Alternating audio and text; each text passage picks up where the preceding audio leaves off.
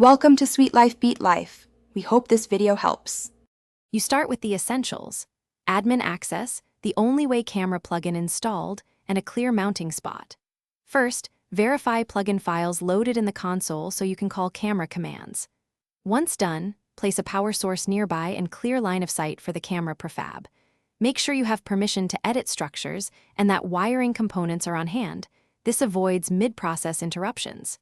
Now you're ready to spawn and configure the first camera object in the world. You'll spawn the camera using the plugin command or console spawn, aiming at the desired location. This gives precise placement and rotation. Next, configure its field of view, zoom range, and facing angle so it covers the intended area without blind spots. Then wire it into the server power grid or plugin power simulation. Cameras won't stream without a power link. Finally, name the device and add it to a group so you can switch feeds quickly and manage permissions. Finish by binding camera feeds to monitors or to player UI slots through the Only Way plugin so you can view remotely. Use the provided bind commands to assign channels. Once bound, test each feed for latency, obstruction, and power persistence across server restarts. This confirms reliability.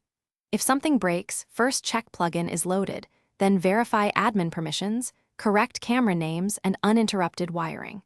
Reboot the plugin if needed. That often clears stale entity links without rebuilding everything.